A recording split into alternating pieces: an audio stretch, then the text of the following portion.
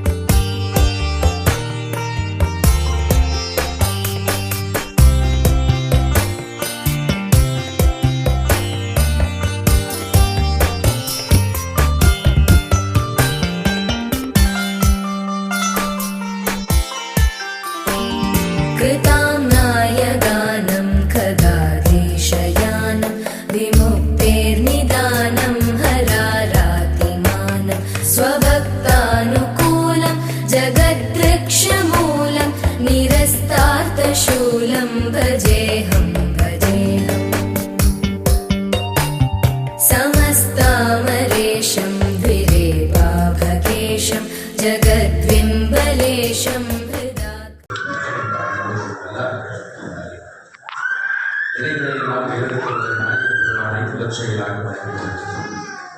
ஆசிரியர்களையும் ஆலயங்களையும் வீசுதல்களும் பெண்களவையிலும் சுவட்டடைகளையும் போன்ற இந்த ஈசர்கள் சிந்தைகளில் அந்த இறைவனுடைய அடியார்கள் எல்லாம் உறவினர்களை நாம் பிறந்த இறப்பதற்காக வந்து பாரதாயின் பதமலராய் வளர்க்கக்கூடிய கன்னியாகுமரியில் இன்று இந்த தேச சம்ரட்சணத்தை பற்றி அந்த எல்லாம் கலந்துதான் மனிதர்களிடம் கூட படித்தார் நன்மையும் தீமையும் கலந்துதான் பூஜ்ய ஸ்ரீ சுவாமிகளை அன்போடு கேட்டுக் கொள்கின்றோம்.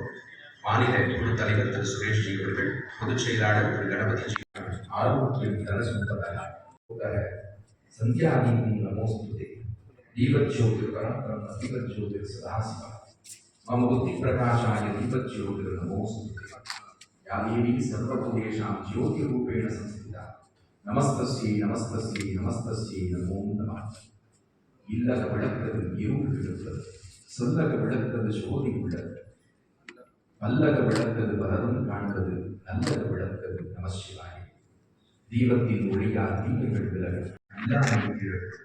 நாம் ஏற்று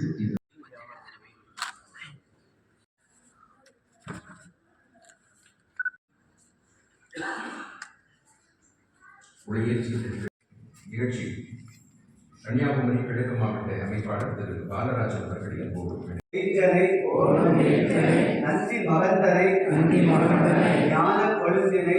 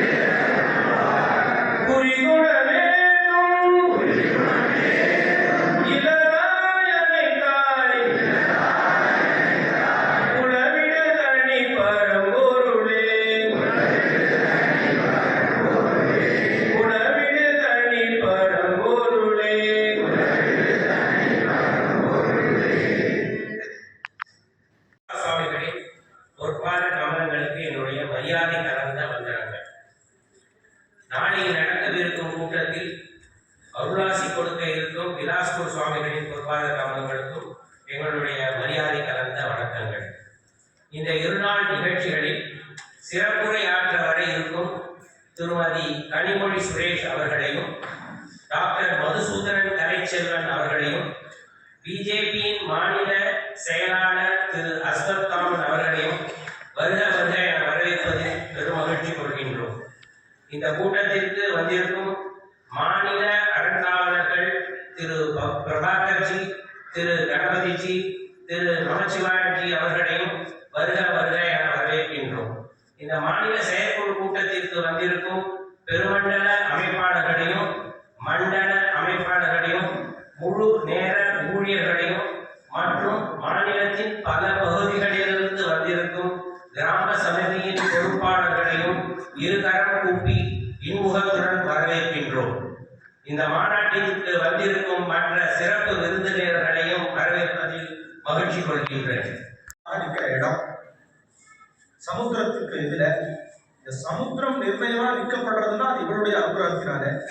எல்லாருக்குமே தெரியும், அம்பாளுடைய மூக்குத்தி வெளிச்சத்தினால அது வெளிச்சம் காட்டி கரகால இருக்கிற கப்பலையே வேற அப்படின்னு புராணங்கள்லாம் சொல்லப்பட்டதான ஒரு இடம் இருக்கு. அவர்கள்லாம் இது தபஸ் செய்த இடம். இங்க நம்ம மதத்துக்கு ஒரு எழுச்சியாகும்.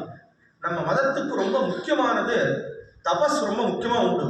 ஆனா அதே நேரத்துக்கு உறுதியான ஒரு வலிமை அப்படிங்கிறத எல்லாருக்கிட்டையும் கொண்டு சென்றது சுவாமி விவேகானந்தர். அவர் இங்க அம்பாள்கிட்ட தபஸ் செய்து இன்னைக்கு விசேஷமா அவருடைய பேரால இங்க நிறைய இடங்களும், முக்கியமா அவர் தபஸ் பண்ண இடம், இன்னைக்கு இந்த இடங்கள்லாம் ஏற்பட்டு காரணம் அவர் அன்னைக்கு செய்த அந்த ஒரு தவத்தினுடைய மகிமை. அப்படி எல்லா அருளாளர்கள் சேர்ந்த இடத்துல நம்ம தர்மரட்சண சமிதியினுடையதான கூட்டமானது இறைவனுடைய அனுகிரகத்தினால இன்று ஆரம்பிக்கப்பட்டு நாளை இது நடக்கிறது. இதுக்கு வந்திருக்கக்கூடிய அத்தனை பேர்களும் பகவானால் ஆசீர்வதிக்கப்பட்டவர்கள்ங்கிறதுல சந்தேகமே இல்லை. இதுல சுரேஷ்ஜி, அதுக்கப்புறம் கணபதிஜி, நமசிவாயம்ஜி, பிரபாகரன்ஜி, ஹரிஹரன்ஜியால வர முடியல. இன்னும் மீதி இருக்கக்கூடிய யார் யார் ரொம்ப ஸ்ரத்தையோடு இந்த காரியங்கள் எல்லாத்தையும் இதிலேயே தீவிரமான எண்ணங்களோடு இருக்கிற அத்தனை பேரும் இங்க வந்திருக்கக்கூடியதான ஒரு இதாக அமையிறது. அவர்கள் அத்தனை பேருக்கும் பகவான் பரிபூர்ணமான அனுகிரகங்களை கொடுக்கட்டும் அப்படின்னு பிரார்த்தனை பண்ணிக்கிறேன். இங்க வந்தவொன்னும் ஒரு பெரிய சந்தோஷம் என்னன்னா, நிறைய இளைஞர்கள் ஒரு 6-7 பேர் வந்து உட்கார்ந்து பார்த்தோம்னா ரொம்ப சந்தோஷமா இருந்தது. அதே மாதிரி முதல்ல சுரேஷ்ஜி சொன்னா கூட நகரீர்கள் எல்லாரும் வந்து இருக்கிறதையும் பார்க்கறதுக்கு ரொம்ப மனசு சந்தோஷமா இருக்கு. முக்கியமா நிறைய இளைஞர்கள் ஜாஸ்தி போனதுக்காக நிறைய பேர் இங்க, அது ரொம்ப சந்தோஷமா இருக்கு. முதல்ல ஒரே ஒரு விஷயத்தை நாம எல்லாம் புரிஞ்சுக்கணும். நம்ம மதத்துல பாசுபடுத்தா போல இந்த மூட நம்பிக்கைகளும் நாமளா சில நேரத்துல வீட்டுல பெரியவர்கள் சொன்னது, ஊர்ல சொன்னது, இது எல்லாத்தையும் வச்சு அது மேல ஒரு களங்கம் பூச, நல்ல தெய்வம் இது கெட்ட தெய்வம் அப்படிங்கிற மாதிரியான ஒரு தப்பான புரிதலானது ஒன்று இருக்கு. இதற்கு சாஸ்திரங்களும் வேதங்களும் தான் ஆதாரம். பகவானை பத்தி நம்ம எதை வச்சு தெரிஞ்சுக்க முடியும் அப்படின்னு கேட்டா, அந்த இறைவனே அனுகிரகம் பண்ண வேதங்களினால தான் தெரிஞ்சுக்க முடியும். அந்த வேதங்கள் ரொம்ப புரியாம இருக்கிற இடத்துல என்ன பண்ணணும்னா, அந்த வேதங்கள்ல இருக்கக்கூடிய தத்துவத்தை தவத்தினால உணர்ந்த முனிவர்கள் சொன்ன விஷயங்களை வச்சு தெரிஞ்சுக்கணும். இப்படிதான் இதை எடுத்துக்கணும். பிரமாணம்னு பேரு. யார் சொல்றதை கேட்கறது? இப்போ ஒரு சின்ன உதாரணம், கன்னியாகுமரி ஒருத்தர் பார்த்ததே கிடையாது. இந்த போட்டோ போன் எல்லாம் வந்திருக்கிறதெல்லாம் அப்புறம் வச்சுப்போம். ஒருத்தர் வந்து எங்கேயோ ஒரு கிராமத்துல, தஞ்சாவூர் ஜில்லா பக்கம் எங்கேயோ ஒரு கிராமம்னு வச்சுக்கோங்களேன், அங்க சொல்ற இந்த மாதிரி கன்னியாகுமரிக்கு போயிருந்தேன், அங்க சமுத்திரம் இருக்கு, அங்க பகவதியினுடைய சன்னதி இருக்கு, அங்க ஒரு பெரிய பாறையில விவேகானந்தர் தபஸ் பண்ணாருன்னு சொன்னா நம்பித்தானே ஆகணும். அவர் பார்த்துட்டு வந்தாருங்கிறத அவர் பார்த்துட்டு சொல்றார், பார்க்காம சொல்றதுங்கிறதெல்லாம் அப்புறம், சொல்றவரை வச்சு எடுத்துக்கணுங்கிறது இருக்கு. அப்புறம் சொல்றவர் யாரு, எப்படியாப்பட்டவர் சொல்றார், கதைக்காக சும்மா சொல்லலாம், ஆனா சொல்றவர் யாருன்னு பார்க்கணும். சுவாமி விவேகானந்தர் நம்ம ரிஷிகளை பத்தி எல்லாம் சொல்லும்போது விஷயம் சொன்னா, நீங்க இந்த தேசத்துல பெரிய பெரிய ராஜாக்கள் நிறைய சொத்தை எல்லாத்தையும் தங்கிட்ட வலிமைப்படுத்தினவர்கள் எல்லாம் பெருமையா சொல்றேன். ஆனா நாங்கள்லாம் யாரு தெரியுமா, ரொம்ப முக்கியமா யாருடைய வழியில வந்தோம்னு கேட்டா ரிஷிகள்னு சொல்றோம். இந்த ரிஷிகள் எப்படியாப்பட்டவர்களாக இருந்தார்கள்னு கேட்டாக்கா, எங்கேயோ காட்டுல கண்ணு தெரியாத இடத்துல எத்தனை விதமான குளிர், மழை, வெயில் இதெல்லாம் இருந்துட்டு காய் கனியை சாப்பிட்டு கொண்டு உடம்புல மர உரின்னு சொல்லி அந்த மரத்தினுடைய பட்டை எல்லாத்தையும் கட்டி கொண்டு, ஆனா தன்னுடைய முழுவதி எண்ணங்களை முழுக்க இறைவன் கிட்ட விட்டு எங்களுக்காக எல்லாத்தையும் பண்ணி கொடுத்த முனிவர்களின் ரிஷிகளின் வழித்தோன்றர்கள் சொல்றதுக்கு தான் நாங்க சந்தோஷப்படுறோம். ஏன்னா அவர்கள் பண்ணதுதான் காலத்துக்கு நிக்கிறதுங்கிறார்.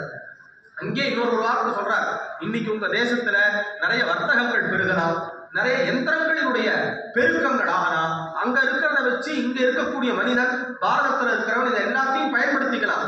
ஆனா அங்க கிடைக்காத ஒண்ணு, ஏன் எங்கேயும் கிடைக்காத ஒண்ணு எங்க பாரதத்துல ஒண்ணுதான் கிடைக்கும். அந்த ஒண்ணுக்காக அத்தனை தேசத்துக்காரர்களும் எங்க பாரதத்துக்கிட்ட வந்தே ஆகணும்னா அது எது தெரியுமா? ஆத்ம நிம்மதி, பிறவி பயன். இதை நம்ம இன்னைக்கு உதாரணம் பார்க்கணும்னா, இதோ இப்ப சிதம்பரத்துல உற்சவம் வரப்போறது 2ஆம் தேதி 3ஆம் தேதி சுவாமி கீழே இறங்க போறார். எத்தனையோ வெளிநாட்டுக்காரர்கள் 10 நாள் செருப்பு போடாம சுவாமியினுடைய தேர்ல முக்கியமா கூடவே சுத்தி வந்து தேவாரம் திருவாசகத்தை இங்கிலீஷ்லயோ அதுலயோ மாத்தி படித்தவர்கள் உண்டு. சமீபத்துல சுரேஷ்ஜி நாங்கள்லாம் அவரையே பார்த்து பேசினோம். அவர் இத்தனைக்கும் மேல ஏதோ இந்த ஊர்ல சும்மா இருக்கிறவர் இல்ல, பெரிய கட்டிடக்கலையினுடையதான ஒரு நிபுணர்.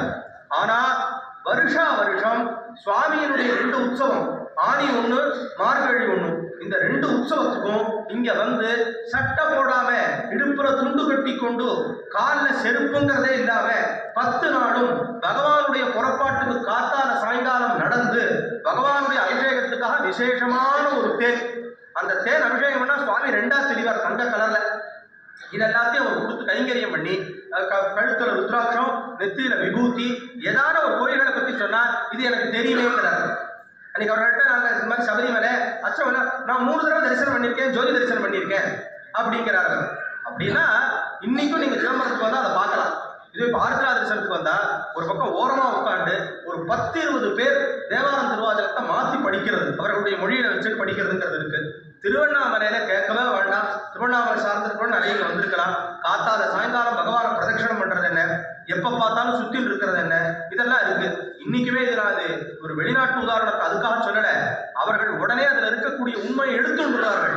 நாம என்ன பண்றோம், சில நேரத்துல அதை ரொம்ப ஆராயணும், அது சரியா. ஆனா ஒண்ணு தெரிஞ்சுக்கணும், நீங்கள்னா வேதமும் சாஸ்திரமும் கேள்வி கேட்காதேனோ யோசிக்காதேனோ நான் சொல்றது அப்படியே நம்புன்னு சொல்லவே இல்லை. இதற்கு சாஸ்திரங்கள்ல பூர்வபக்ஷம்னு பேரு. அப்படின்னா அதுவே சில கேள்வியை கேட்கும். சுவாமி இவ்வளவு பெருசா இருக்கார், ஒரு சின்ன உதாரணம், இவ்வளவு பெரிய பிள்ளையார் இருக்கார், 1/2 சாத்த வச்சா பிள்ளையாருக்கு ஜீரணம் ஆகுமா ஆகாதா கேள்வி கேட்கறது. அதுவே அங்க பிள்ளையார்னு கேட்கல, அக்னின்னு கேட்கறது, யாகங்களை பத்தி பேசுறது. சரி, இவ்வளவே சின்ன பிள்ளையார் இருக்கார், இப்ப இவ்வளவு பெரிய பிள்ளையாரா இருக்கார், ஒரே ஒரு சின்ன ஒரு ஆப்பிளை சாப்பிட்டா ஒரு பசி போருமா போறாதா கேள்வி கேட்கறது. அப்ப அதுவே பதில் சொல்றது, இது புதர்க்கம் கிடையாது. உன்னுடைய மனசு அங்க இருக்கிறவருக்கு இதை சாப்பிட்டு தான் பசி தீரணும் கிடையாது முதல் விஷயம். அப்ப அவர் கொடுக்க வேண்டாமான்னு கேட்டா அப்படி அர்த்தம் இல்லை. நம்ம கிட்ட இருக்கிறத அவர்கிட்ட காமிச்சுட்டு கொடுக்கறதுங்கிறது ஒரு நன்றியினுடைய செயலும். பகவான் ஒருத்தர் இருக்கார் அப்படிங்கிறதும் நமக்கு எல்லாத்தையும் கொடுத்தது அவர் தாங்கிறதுனால அவர்கிட்ட காமிச்சு கொடுக்கறதும் இருக்கு. இது உதாரணம் சொல்லணும்னு கேட்டாக்கா இன்னும் புரியுற மாதிரி, ஒரு தந்தை ஒரு குழந்தைகளை என்ன பண்ணுவார், கோவில் கூட்டின்னு போறது உண்டு. அப்படி கூட்டின்னு போனா தன் கையில இருக்கக்கூடிய ஒரு ரூபாவை எடுத்து அந்த குழந்தை கையில கொடுத்து நீ போய் போடும்பர். இப்ப இந்த குழந்தைக்கு தர்மத்தை பழக்கி வைக்கிறதாவும் அந்த குழந்தைக்கு நாம போட்டோன்னு இருப்போம். அந்த காசு யாருக்குன்னு கேட்டா அதுக்கு என்ன பதில் சொல்றது? அந்த மாதிரி பகவான் என்ன பண்றார், தனு கரண புவனம்னு சைவ சாஸ்திரங்கள்ல பேரு. நாம வாழ்றதுக்கு இந்த உலகம் நமக்கு புண்ணிய பாபங்களுக்கு பிரகாரம் ஒவ்வொருத்தருக்கு தனித்தனி வினை உண்டு. இதை எல்லாத்தையும் அனுபவிக்கிறதுக்கு இந்த உடம்பு, அதுல இருக்கிற அனுபவங்கள், இது எல்லாத்தையும் கொடுத்து தான் தந்தையான காரணத்தினாலே தர்மத்தையும் கொடுத்து இந்த நான் இதை கூட கொடுக்குறேன், நீ எதை வச்சு செய்யறேன்னு பார்க்கலான்னு பார்க்கிறாரு. அப்படி இருக்கிறதுனால அவருக்கு நாம் நன்றி செலுத்தும் முறைதான் இந்த பூஜை எல்லாமே உடைய. இதை நாம பண்ணித்தான் அவரை திருப்திப்படுத்தணுங்கிறது கிடையாது. அப்ப இந்த இடத்துல என்ன அர்த்தம், இவ்வளவா இருந்தாலும் சரி இவ்வளவா இருந்தாலும் சரி உன்னுடைய மனசு எதை நினைத்து கொடுக்கிறதோ அதை இறைவன் எடுத்துக்கிறார். இதற்கே புராணங்கள் திருப்பி அங்கதான் போனோம். நாம எங்க போனாலும் வேதம் புராணங்களுக்கு தான் போயாகணும். ஏன்னா அது ஒண்ணுதான் ஆதாரம். அதுல ஒரு இடத்துல புராணத்துல ஒரு சரித்திரம் ஒண்ணு வருது. இந்திரன் என்ன பண்றான், அம்பாளை பூஜை பண்றான். சாமானியமா பூஜை பண்ணல, தேவலோகத்துல வாசனை உள்ள புஷ்பங்கள் கிடையாது, எல்லாம் தங்கம் மாதிரியான கற்பக மரங்கள்ல இருக்கிற புஷ்பம் தான் இருக்கும். எடுத்து அம்பாள் அர்ச்சனை பண்ணும்போது நினைக்கிறான், பாத்தியா நான் தேவேந்திரன், என்கிட்ட இருக்கிற சாமான்லாம் ரொம்ப ரொம்ப உசந்தது, இந்த மாதிரி உலகத்துல யாராவது ஒருத்தனால் பண்ண முடியுமா அப்படின்னு ஒவ்வொரு பூவா போடுறான் அம்பாள் திருவடியில. அம்பாள் திருவடி முழுக்க மறைஞ்சு கொடுத்து நாரதர் அம்பாள் தரிசனத்துக்கு போறார். மகான்கள் என்னைக்குமே பகவானுடைய தரிசனத்துக்கு போனா முதல்ல சேவிக்கிறது திருவடி தாமரை தான். இப்ப எப்படி இதை நாம திருவடி தாமரைன்னு சொல்றோமோ இந்த ஊர் அந்த மாதிரி திருவடி தாமரையை தான் சேவிக்கணும், அப்புறம் தான் மேலாம் தரிசனம் பண்ணணும்னு இருக்கு. ஸ்ரீரங்கத்துக்கு போனா அர்ச்சகர் தீபாராதனை பண்ணும்போது முதல்ல சொல்லுவார் திருவடியை முதல்ல தரிசனம் பண்ணுங்க அப்படின்ட்டு அப்படியே மேல சேவிக்க வைப்பார். அப்படி இருக்கிற காரணத்தினால திருவடியை பார்த்தா திருவடியில மூடி இருக்கு பூ. அப்போ நாரதர் கேட்கிறார், அம்மா உங்களுடைய திருவடியை தரிசனம் பண்ண முடியலையே அப்படின்னு அம்பாள் அந்த காலை அப்படி எடுத்து காமிக்கிறாடா, காலெல்லாம் புண்ணு. அப்படியே அந்த இடத்துல பார்த்தா சிகப்பு சிகப்பா அப்படியே ஒரு நடம் மாதிரி இருக்கு. நாரதர் உடனே கேட்கிறார், தாயே இது என்ன விதமான ஒரு தோஷம், உன் காலில் போய் இப்படி ஏதாவது தோஷம் உண்டா அப்படின்னு உடனே அப்படி அர்த்தம் இல்லை, இந்திரன் பூஜை பண்ணினான், கர்வத்தோட பூஜை பண்ணினான், அதனால இப்படி இருக்குன்னு உடனே இது இந்திரனுக்கு தெரிஞ்சு கொடுத்து, அச்சோ நாம பண்ணது தப்பா பண்ணிவிட்டோம் போன்றது, இதுக்கு மருந்து என்னன்னு தெரியலையே, நாம இப்படி தப்பு பண்ணிவிட்டோமே தேடுன்னு தேடுறான். அப்ப அம்பாள் சொன்னானா, இதுக்கு ஒரே ஒரு மருந்து உண்டு, பூலோகத்துல என்ன நினைத்து சாமான்யமா என்னுடைய பேரை வெறும் 3 வேளை சொல்லிட்டு ஆனா தங்கிட்ட வர பூவோ காயோ என்கிட்ட காமிக்கக்கூடிய விவசாயியான ஒரு பக்தன் இருக்கான், அவன் கிட்ட சொல்லி அவன் கிட்ட இருந்து ஒரு மண்ணு வாங்கிடுவா, அந்த பூ வாங்கிடுவா, அதை போட எனக்கு சரியா போடுவான் அவன். அதே மாதிரி அவன் கையில பூவை கொடுத்து வாங்கி இங்க போட்டோன்னு சரியா போடுதான். இப்ப என்னுடைய தாற்பயம் என்னன்னு கேட்டாக்கா, செய்யக்கூடியதான மற்ற வஸ்துக்களை வச்சு விஷயம் கிடையாது, செய்யும் மனசு எப்படி இருக்கு. அதே நேரத்துக்கு சுவாமிக்கு பண்ணும்போது பகவானே என்கிட்ட ஒண்ணுமே இல்லை, வெறும் தீர்த்தம் தான் இருக்கு அப்படின்னா சுவாமி அதை ஆனந்தமா எடுத்துக்கிறாங்க இருக்கு. இன்னைக்கும் குருவாயூர் போன்ற சில கோவில்ல ஒரு நிவேத்தியம் உண்டு. அந்த நிவேத்தியம் என்ன, பக்தர்கள் அர்ப்பணம் பண்ணாது. நடந்த ஒரு விஷயத்தை சொல்றேன், பாம்பேல நடந்தது. அங்க குருவாயூரப்பன் கோவில் ஒன்று உண்டு. அந்த குருவாயூரப்பன் கோவில் என்ன வழக்கம்னு கேட்டாக்கா கேரள ரீதியான பூஜை தான். கேரள ரீதியான பூஜையில உள்ளுக்குள்ள சுவாமிக்கு வடப்பள்ளியில இந்த உப்பு காரம் எல்லாம் கிடையாது, ஏன்னா இனிப்பா தான் நிவேத்தியம் வரும். சில நியமங்கள் உண்டு, சில விசேஷ காரங்கள் மற்ற நிவேத்தியம் உண்டு. அது அங்க நடந்துட்டு இருக்கு.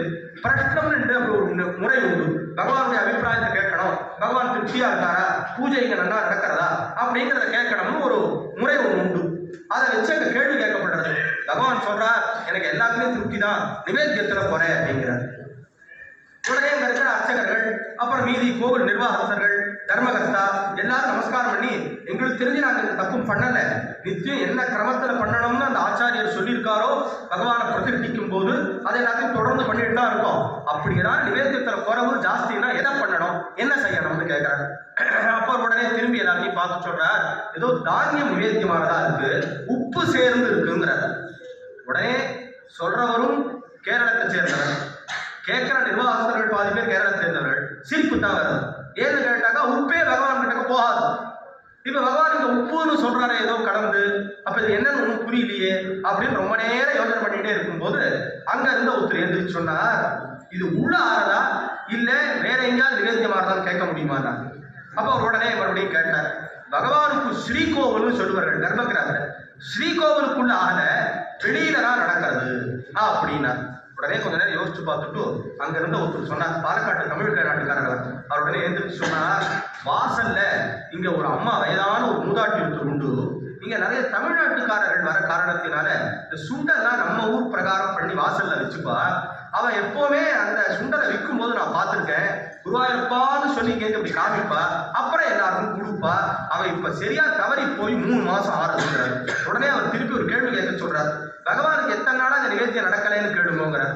அவர் இங்க வெளியில ஒருத்தர் சொல்லிட்டு இருக்காரு, கேள்வி மாத்திரம் கேட்க சொல்றாரு, நீங்க போய் கேளுங்கன்னு. 3 மாசம் ஆச்சு பகவானுக்கு அந்த நிவேத்தியம் நின்றுன்னு வருது. உடனே அவர்களுக்கு என்ன பண்றதுன்னு கேட்டோம்னா அதே மாதிரி வெளியில வச்சு எல்லாருக்கும் நிவேத்தியம் பண்ணுங்க, விநியோகம் பண்ணுங்கன்னு வந்ததுன்னு. இப்ப பகவான் எதை வச்சு எடுத்துக்கிறார், உள்ளுக்குள்ள நெய்யும் வெல்லமும் விறகடுப்பும் சேர்ந்த நிவேத்தியம். ஆனா அவர் அதை எடுத்துட்டாலும் பக்தியோட தன்கிட்ட காமிச்ச ஒரு வஸ்துவை எனக்கு அது வேணும் அதை கொடுன்னு சொல்றாருன்னா இன்னும் வேற இந்த அற்புதங்களை என்ன சொல்றது. அதனால இறைவன் மனசத்தான் பார்க்கிறாரே ஒழிய நீ எதை வச்சு செய்யற இதெல்லாம் இருக்கான்னு சொல்லி கேட்கறது இல்லை. ஆனா ஒரு வரமுறைங்கிறது தேவை எதுக்குமே. இப்ப எங்க தாத்தாவோட தாத்தாவோட தாத்தா ஒரு குலசாமிக்கோ இல்ல வீட்டு படையலுக்கோ ஒரு நியமம் ஏற்படுத்தி வச்சிருக்காருன்னா நான் அது பிரகாரம் தான் பண்ணணும். அந்த இடத்துல போய் எனக்கு மனசு நல்லா இருக்கு நான் இவ்வளவு வைக்கிறேன்னு சொல்லி அங்க வைக்க முடியாது. காரணம் என்னன்னா ஒரு வழிமுறை வேணும். எல்லாருக்கும் அவன் சாப்பிடணும்னு இருந்ததுன்னா அதுக்கு தகுந்த மாதிரி பண்ணினா தான் சாப்பிட முடியும். என் இஷ்டத்துக்கு நான் இன்னைக்கு இதை போடுறேன் இப்ப போடுறேன் எதையோ பண்றேன்னு சொன்னா சாப்பிட முடியாது. அதனால ஒரு வரமுறை நெறிமுறைங்கிறது பகவானுடைய வழிபாட்டுல நம்ம பெரியவர்கள் ஏற்படுத்தி கொடுத்தது. ஊதுபத்தி இப்படி இருக்கணும், தீபம் இப்படி ஏற்றணும், நீர் இப்படி விழாவிதான் சாமி காமிக்கணும், இப்படிலாம் ஒரு நியமம் இருந்தா நாம அதை செய்யணும். பக்தியோட எதை வேணா அர்ப்பணிக்கலாம். ஆனா அந்த இடத்துல இப்படி நான் பண்ண மாட்டேன், நான் பாட்டுக்கு முடிச்சுடுவேன் இப்படியே சாப்பிடுன்னு சொன்னா முடியாது. சீர்காழி கிட்டக்க சட்டநாதர் சன்னதி உண்டு. அங்க இருக்கிற சட்டநாதருக்கு ஒரு விசேஷ அம்சம் என்ன அப்படின்னு கேட்டாக்கா, இந்த தேங்காய் பழம் எல்லாம் உடைச்செல்லாம் எடுத்து போகக்கூடாது. தேங்காவை அப்படியே காமிக்கணும், தேங்காய் உடைக்கப்படாது. ஏன் இன்னைக்கு அன்னகாமாட்சி அம்மன் கோயில்னு சொல்லிட்டு ரொம்ப விசேஷமான தெய்வம் இந்த வத்தலை குண்டு இந்த மதுரை கிட்டக்க உள்ளுக்குள்ள இருக்க அம்பாளுங்க, ரொம்ப பிரத்யட்சமான ஒரு அம்பாள். அந்த இடத்துல அம்பாளுக்கு முழு தேங்காய் பழத்தை எல்லாம் பிக்கப்படாது, அப்படியே கொண்டு போய் வச்சுடணும்.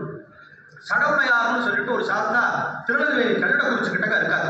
அந்த சுவாமிக்கு என்ன தெரியுமா நிவேத்தியம்? இந்த பிரதோஷத்துல காப்பரிசின்னு ஒன்று பண்றது உண்டு. இந்த அரிசியும் வெள்ளத்தையும் அது ஒண்ணுதான் பகவானுக்கு இன்னி வரைக்கும் நிவேத்தியம். பகவானுடைய சன்னதியில இன்னி வரைக்கும் உள்ளுக்குள்ள வெந்த சாத நிவேத்தியம் கிடையாது. காரணம் என்னன்னா, ஒரு பிரசவம் பார்க்கறதுக்கு ஒரு பொண்ணும் அவர் அப்பாவும் ஊருக்கு வந்து இருக்கார்கள். அங்கேருந்து திருநெல்வேலி இன்னொரு ஊருக்கு போகணும். அப்படி போயிட்டே இருக்கும்போது மழை இருட்டுற மாதிரி ஆயிடுத்து. அந்த பொண்ணுக்கு பிரசவம் ஏற்படுற வழி வந்துடுது. யாருமே இல்லை, வயதான தந்தை ஒத்துரு தான் இருக்காரு. அவர் சொல்றார், சடவுடையாரே நீர் ஒத்துரு தான் எனக்கு கதி, வேற யார் இருக்கா இந்த இடத்துலன்னு சொன்ன உடனே இறைவன் தானே பெண் ரூபா எப்படி மாத்ருபூதேஸ்வரா தாயுமானவரா திருச்சியில் ஆனாரோ அவருடைய குழந்தை தானே ஐயப்பனும். அவர் உடனே என்ன பண்ணார், தான் ஒரு பெண் ரூபத்தை எடுத்துட்டார். பொற்சடச்சின்னு அங்க அம்பாடு உண்டு.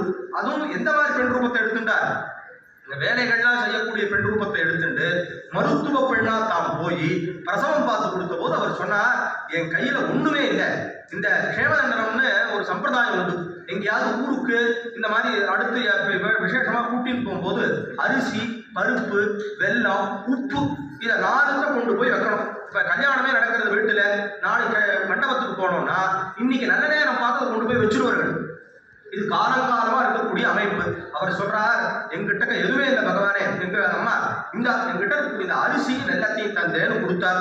அன்னியிலேருந்து இன்னி வரைக்கும் பகவானுக்கு அவருடைய குலதெய்வம் சார்ந்தவர்கள்லாம் எக்கச்சக்கமான பேர், வெளிநாட்டுல அங்க இங்க எல்லாம். ஆனா பகவானுக்கு நிவேதியம் என்ன தெரியுமா, இந்த காப்பரிசி தான் நிவேதியம், பிரசாதம் அதுதான். நான் சக்கரை பொங்கல் பண்றேன், புளியஞ்சாதம் பண்றேன், இடம் கிடையாது.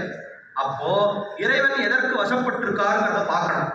இதே நாமனா எல்லாத்தையும் சாப்பிட்டு ஆண்டவனுக்கு காப்பரிசி தான் தருவேன்னா அது தப்பு. நம்மால என்ன முடிகிறதோ அதை செய்யணும்னு சொல்லியிருக்காரு அந்த இடத்துல. அதனால தான் நம்ம வீட்டுல பகவான் கீதையில சொன்னா போல சாதம் வைக்கிறோமா, அதை எடுத்துன்னு அப்படியே சுவாமி கிட்ட காமிச்சுட்டு எடுத்துக்கிறது அப்படிங்கிறத வச்சுக்கிறோம். மற்ற இடங்கள்ல பிரேயர்னு சொன்னா ஒத்துக்கிறோம். சாப்பிட்றதுக்கு முன்னாடி கான்வென்ட்ல ஸ்கூல்ல எல்லாம் பிரேயர் உண்டு.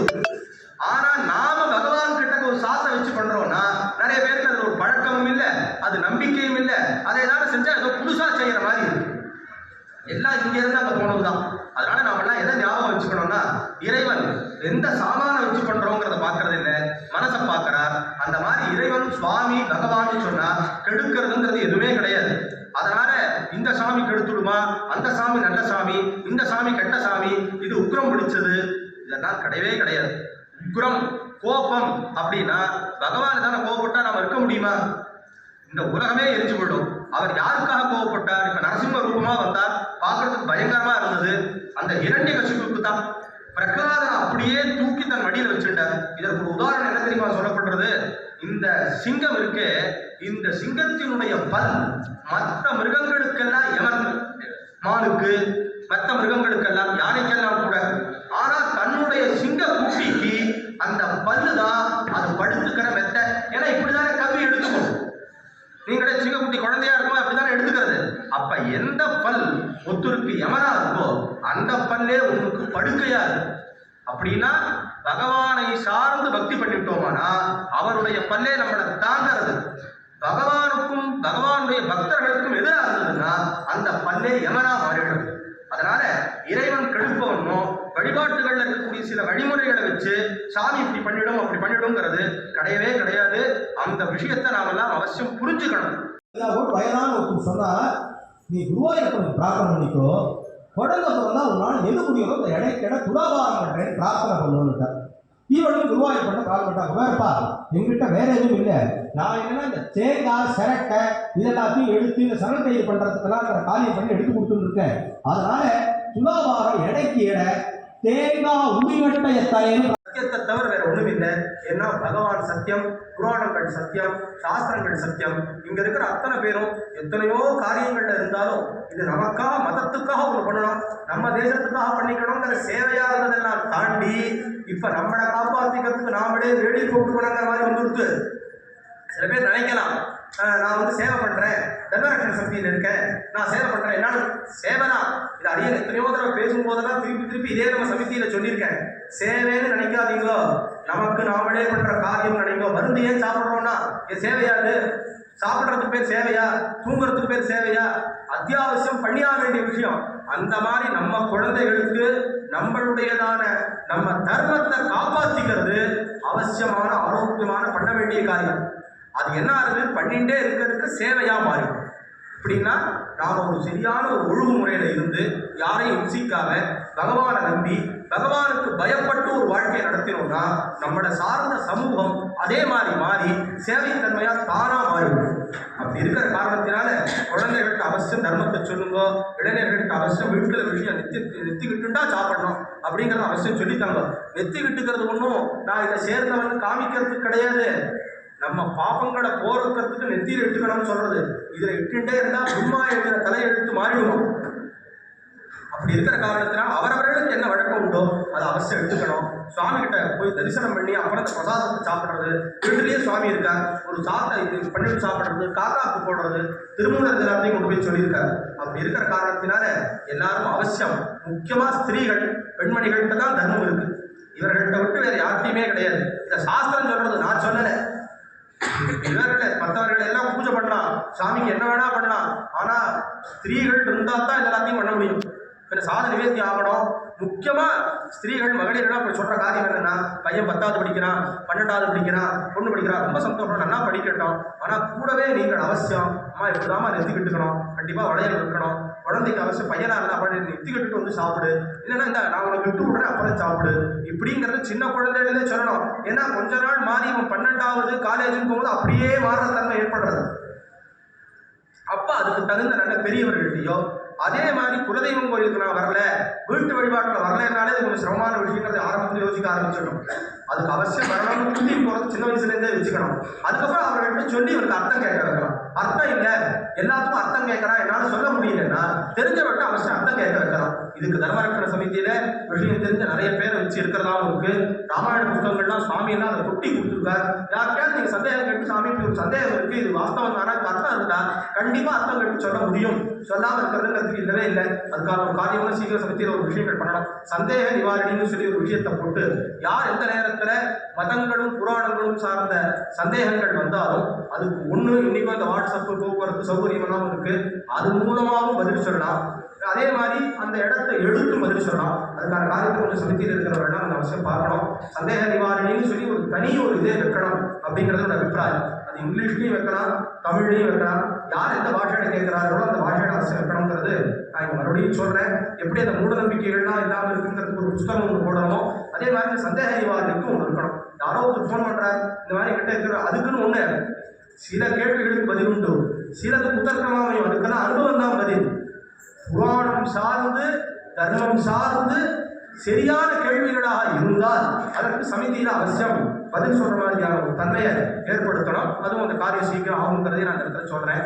அதனால தெளிவும் அறிவும் உணர்வும் சார்ந்த நம்மளுடைய விஷயத்துல நல்ல கேள்விகளை எத்தனை வேணா கேளுங்க. யாரும் இல்லைன்னே சொல்ல, புராணங்களும் சாஸ்திரங்களும் சொல்லியிருக்கு, நீ கேட்காத அப்படியே கண்ணை மூடி நம்பு அப்படின்னு சொல்லவே இல்லை. ஆனா ஒண்ணு நம்பணும். நன்னா இந்த ஒரு வார்த்தை நான் சொல்ல ஞாபகம், இத்தனை நேரம் நான் விட்டுருக்கலாம். இந்த உபன்யாசம் பண்ணும்போது சம்பிரதாயத்தில் குண்டலீகம் உண்டு, அரணம பார்வதி பந்தேன்னு உண்டு, இல்லைன்னா கோபிகா ஜீவன சொல்றோம்னா எல்லாரும் கோவிந்தா கோவிந்தா இருக்கும். இப்போ இத்தனை நேரம் கேட்ட புண்ணியம் தூக்கியிருக்கோம். கண்டிப்பா இத்தனை நேரம் கேட்டதுக்கு இந்த ஒரு நிமிஷம் இந்த நாமா சொன்னா புண்ணியம். அப்ப முதலே நீங்க சொல்லிவிடாமே, நீங்க இதுக்கு இத்தனை நேரம் சொல்லணும்னு கேட்டா நல்ல விஷயத்தை கேட்க வேண்டாமா? ஒரு விஷயம் சொல்றேன் என்னன்னா, குழந்தைகளுக்கு சரி நமக்கு சரி நாம சொல்ல வேண்டிய ஒரே ஒரு காரியம், ஒரு நம்பிக்கை உண்டு. அதாவது கண்ணை மூடி எல்லாத்தையும் ஒத்துக்கோன்னு யாரையும் சொல்ல வரல. ஆனா நம்ம பெரியவர்கள் ஏற்படுத்தின, நம்ம பெரியவர்கள்னா யாரோ ஒரு சம்பந்தம் இல்லாதவன் சொல்லல, உங்க அம்மா அப்பா தாத்தா பாட்டி இருக்கிறதா திரும்பி திரும்பி சொல்றேன். அப்படி நம்ம பெரியவங்க பண்ணதுல எந்த தப்பானதும் இருக்காதும் முதல்ல நம்புங்க. அதை கண்ணை மூடி முதல்ல நம்பிடுங்க. அது எது? நெத்தி கட்டுக்கிறது, சாமி கிட்ட போறது, அதை கண்ணை மூடிய நம்பலாம். ஏன்னா இத்தனை தூரம் எங்க தாத்தாவோட சொத்தை நான் அனுபவிக்கிறேன், தாத்தா எனக்காக சொத்து சேர்த்து வச்சாருன்னா அவர் போய் நீங்க குலதெய்வம் கோயிலுக்கு போனா நெத்தி கட்டுக்கணுங்கிறத பொய்யா சொல்லிட்டு இருப்பாரா? வெளியில வேணா யாருக்காவது சொல்ல வேண்டாம். ஏன்னா சிலது உண்டு, வீட்டில் இருக்கக்கூடிய ஐஸ்வர்யம், கடன் பிரச்சனை இதெல்லாம் வெளியில சிலது சொல்லக்கூடாது. பாரதத்திலே வச்சனம் இருக்கு, 12 விஷயங்களை வெளியில சொல்லக்கூடாது. ஆனா யாருக்கிட்ட சொல்லணும்னு இருக்கு. அம்மாட்ட சொல்லணும், குருகிட்ட சொல்லணும் அப்படின்னு அதெல்லாம் தர்மசாஸ்திரங்கள்லாம் அங்கேயே பிரிச்சிருக்கு, யார் யார்கிட்ட சொல்லணும்னு. பையன் கிட்ட சொல்லாதே அப்பயே சொல்லியிருக்கு. ஏன்னா நான் சொல்ல பாரதத்துல இருக்கு. பாரதத்துல விதுர நீதி, யக்ஷ பிரஷ்னம், இந்த 2 விஷயம் இருக்கு. இதை ஒருத்தன் படிச்சாலே போறோம், எல்லா கேள்விக்கும் பதில் வந்துடும். இது எதுக்கு இவ்வளவு தூரம் சொல்ல வரேன் அப்படின்னு கேட்டாக்கா, ஒன்ன மாத்திரம் நம்பணும். அது என்ன தெரியுமா? எங்க பெரியவங்க பண்ணி வச்ச இந்த விஷயம், நான் எவ்வளோ இன்ஜினியராக இருந்தாலும் சரி, படித்தவனாக இருந்தாலும் சரி, சொத்துள்ளவனாக இருந்தாலும் சரி, எங்கள் குலதெய்வம் எங்களுடையதான இந்த பரம்பரை வழக்கம், இது பொய்யில்லைங்கிறத கண்மூடித்தனமாகவே நம்பணும்.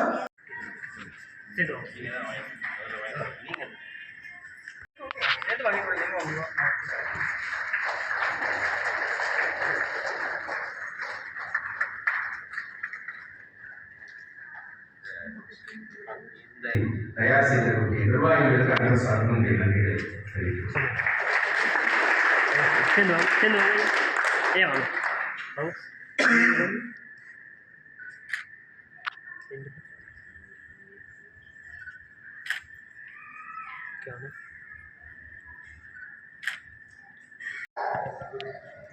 சுவாமி சின்மயானந்தர் நடராஜனுக்கு துறவர தீட்சை அளித்து சுவாமி தயானந்த சரஸ்வதி என்ற திருநாமத்தை வழங்கி அருளினார். துறவர தீட்சை முடிந்த பிறகு அருகில் இருந்த இன்றைய தினம் நீங்கள் உற்று கவனித்தால் உங்கள் வாழ்க்கையிலே ஒளியேற்றக்கூடிய பல திரும்ப முனைகளை தங்கள் வார்த்தை வழிகாட்டுதலின் வாயிலாக வழங்க வந்தவர்கள்.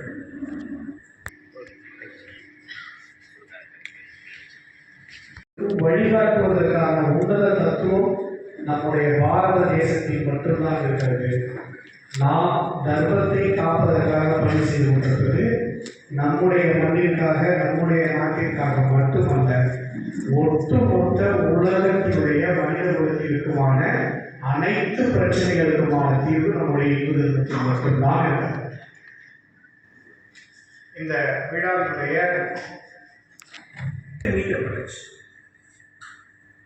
நான் நிறைய இடங்களை சொல்கிறேன், ஆன்மீகம் பற்றி நான் பேசுகிற பல இடங்களிலுமே நான் தொடர்ந்து சொல்லிக் கொண்டிருக்கிற ஒரு விஷயம், நம்முடைய சமூகம், நம்முடைய இந்து சமூகம், நம்முடைய இந்திய சமூகம் எப்பொழுதுமே பேசிக் கொண்டிருந்த ஒரு சப்ஜெக்ட் அப்படின்னா அது நம்முடைய தர்மம் பற்றி தான். ஒன்றும் இல்லை, செவனேன்னு உட்காந்துருந்தான்னு சொல்லுவாங்க, கேள்விப்பட்டீங்களா? என்ன நான் மாட்டே செவனே உட்கார்ந்தாங்க. இந்த தேசத்துல தியான வழியில, தவ வழியில சூட்சமமாக பல விஷயங்கள் இந்த மண்ணில் நிகழ்த்தப்பட்டு கொண்டிருப்பதற்கு ரிஷிகள், துறவிகள், சாமியார்கள் இவெல்லாம் எப்படி காரணமாக இருக்கிறார்கள் அப்படிங்கிறது அந்த ஒரு பேரை வரும். அந்த பேரை ரொம்ப வருஷத்துக்கு நான் அந்த கதையை படிக்கும் போது எனக்கு அந்த கதை ரொம்ப டிஸ்டர்ப் ஆயிடுச்சு. ஒரு சாதாரண ஒரு நகைச்சுவை கதை போன்று தெரிந்த ஒரு கதை பெரிய டிஸ்டர்பன்ஸ் ஆயிடுச்சு. அதற்கு பிறகு நான் யோசிச்சு பார்த்தேன், இந்த தேசத்தினுடைய சுதந்திர போராட்டத்தில் தீவிரமாக ஈடுபட்ட பலரும் அதற்கு பிறகு துறவிகளாக, சாமியார்களாக மாறி ஒரு இடத்துல உட்கார்ந்தார். அரவிந்தர் கொலை வழக்கில், குண்டுவெடி வழக்கில் சிறை சென்று தனிச்சிறையில் அடைத்து வைக்கப்பட்டு கொடுமையான சிறையில், எப்படி வீர சவார்கர் அவர்கள் அந்தமான் சிறையில் கொடுமைப்படுத்தப்பட்டாரோ அதே போன்ற அரவிந்தர் அவர்கள் இப்படி எனது சிறைவாசம் ஒரு புத்தகம் எழுதியிருக்கார். தன்னுடைய ஞான வழி பயணத்திற்கு தன்னுடைய சிறைவாசம் எப்படி உதவி செய்கிறது என்பதை ஒரு புத்தகமாக. அதற்கு பிறகு ஒரு பாண்டிச்சேரியில் ஆசிரமம் கட்டி வந்தாங்க. நேதாஜி சுபாஷ் சந்திர போஸ் அவர் கும்னாமி பாபா அப்படின்னு சொல்லிட்டு அவர் இறந்ததாக சொல்லப்பட்ட காலத்திற்கு பிறகு கல்கத்தாவில் நீலகண்ட பிரம்மச்சாரி அவர்களுடைய போராட்டம் மட்டும் இந்த மண்ணில் வெற்றி அடைந்திருந்தது என்று சொன்னால், இந்திய தேசம் 40 ஆண்டுகளுக்கு, அதாவது 1947 சுதந்திரம் கிடைச்சது, அதிலிருந்து 40 ஆண்டுகளுக்கு முன்பாக சுதந்திரம் கிடைத்தது. ஒன்றும் இல்லை, நம்முடைய திருநெல்வேலியில வாவு சிதம்பரம் பிள்ளை அவர்கள் மிகப்பெரிய ஒரு ஆளுமை. தமிழகத்தில் எல்லா பஸ் ஸ்டாண்டில் பாதி பஸ் ஸ்டாண்டுக்கு பேருந்துகளுக்கு எல்லாத்துக்கும் யார் பேர் இருந்திருக்கணும்? வ.உ.சி.யோட பேர் இருந்திருக்கணும். பேர் பெற்ற ஒரு மகான். ஆனால் யார் பேர் இருக்குது? ஈவே ராமசாமி பேர் வச்சுக்கலாம். அதுலேயும் பார்த்தீங்கன்னா தகவல் அதிகமான பேர் அழிச்சு. வ.உ.சி. அவர்கள் எவ்வளவு ஒரு சீரிய சிந்தனையாளர் பாருங்க. வெள்ளக்காரனுக்கு கப்பல் விட்டார். அது மட்டும் இல்ல, அவரை கைது செய்த போது திருநெல்வேலி மாவட்டம் ஸ்தம்பித்து போனது. மிகப்பெரிய ஒரு ஜனக்கூட்டம் வந்து அந்த கைதுக்கு தடையாக இருந்தது. அந்த நேரத்தில் சர்க்கார் இந்த ஸ்தாபனம் செய்து கொண்டிருக்கும் செயல் ஒவ்வொருவரும் செய்ய வேண்டியது. பிறவியின் பயன் என்ன என்று கேட்டால் அறம் வலியுறுத்துவது என்பதைத்தான் அத்தனை உயிர்களுக்கும் பொது தர்மமாகவே போதித்திருக்கிறார்கள் நம்முடைய புராணங்களிலும் ஆச்சார நூல்களிலும். அந்தந்த உயிர் அதனதன் அளவில் அறத்தை வலியுறுத்த வேண்டும். அப்படித்தான் ஒரு வாழ்க்கையை வாழ வேண்டும். இதற்காக வேண்டித்தான் மனிதனின் வாழ்க்கை காலத்தை பிரம்மச்சரியம் தொடக்கமாக 4 பிரிவுகளாக பிரித்து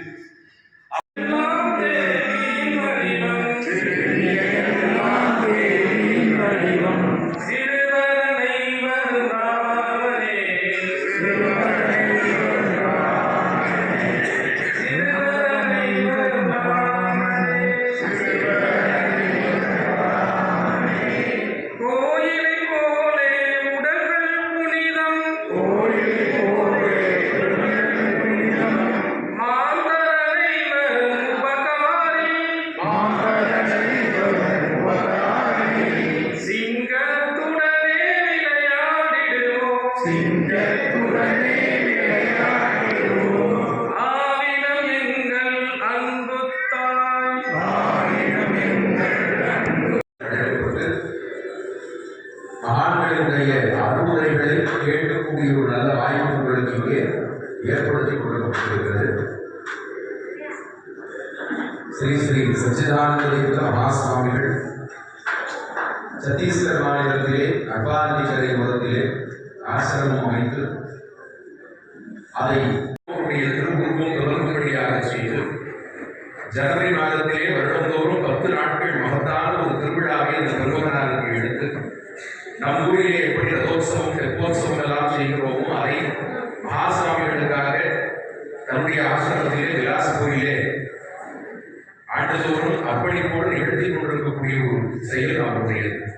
எங்கே கிராமங்களுக்கு கொண்டு போய் சேர்ந்து அதன் மூலமாக என் தர்மத்தை நிலைநாட்டிக் கொண்டிருக்கின்ற மகாசுவாமிகள் இங்கே வருகை தந்திருப்பது நமக்கெல்லாம் பெரும் பாக்கியமாக இன்றைய தினத்தில் அமைந்திருக்கிறது. அவர்களுடைய வருகையை இன்றைய காலை பொழுதினுடைய முதல் நிகழ்வாக இங்கே நாம் அணுக இருக்கின்றோம்.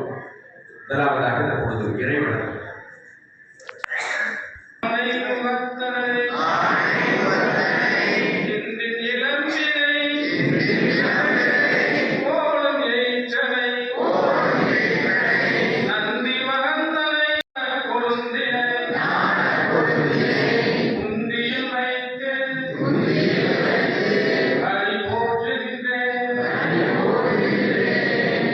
அறிவிலே தெளிவு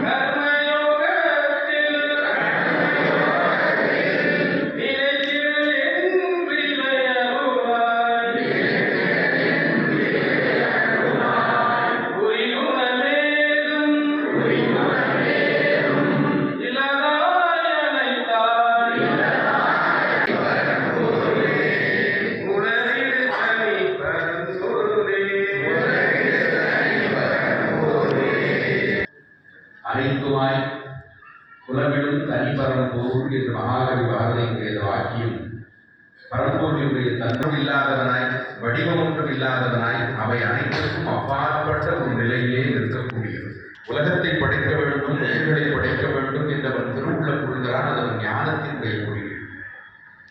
அப்படி ஆகவேதான் சிவமும் சக்தியும் வேறல்ல, அது அர்த்தநாரீச திருக்கோலமாய் ஓர் உருவத்தின் இரு பாதியாய் இருக்கின்றது. நமக்கு உதவுகிறது என்றால் நம் புத்தி தொடங்கி நம் உடலின் உபகரணங்களாக இருக்கக்கூடிய அங்கத்தின் உலகத்தை படைக்க வேண்டும் என்று சிந்தித்த இறைவன் அதை தன் ஆற்றலின் துணை கொண்டு இறைவனின் ஆற்றலாகிய சக்திதான் நம்மை பிறந்தது. பரம் என்ற வார்த்தைக்கு மேலானது என்று பொருளாகவேதான் அம்பிகை பரா அறிவியல் தேடிக்கொண்டே இருக்கும்போது கடைசியாக ஒரு சிறு துகள் பிரபஞ்சத்திலேயே சிறிய துகள், அந்த துகள் தான் அணுவிற்குள்ள சக்தியே அம்பிகை பராசக்தி.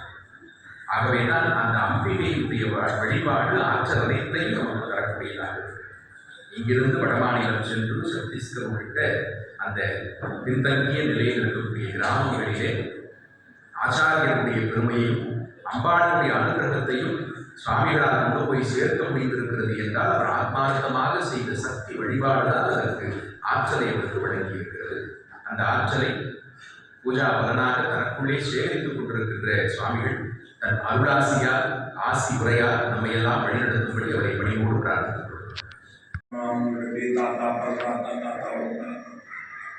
யாராலையும் சொல்ல முடியாத, யாராலையும் உண்டு பண்ணாத வசந்த தர்மம் சனாதன தர்மம். அதனாலதான் தர்மம்னு பேரு. மற்றதுக்கெல்லாம் மதம் இருக்கு. கிறிஸ்துவ மதம், இஸ்லாமிய மதம் அப்படிதான் சொல்றாங்க. நம்மளுக்கு மற்றவங்க தர்மம்னு சொல்றோம். ஏன் தர்மம் சொல்றீங்க? தார இதி தர்ம, அதை நாம் தாரணம் செய்து வசந்தது, அதை விட உயர்ந்தது வேறு ஒன்றும் இல்லை.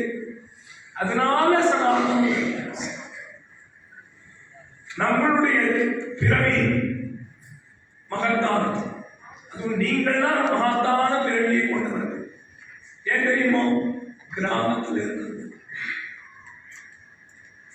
गांव बचेगा तो देश बचेगा அப்படின்னு ஒரு வாசகம் உண்டு.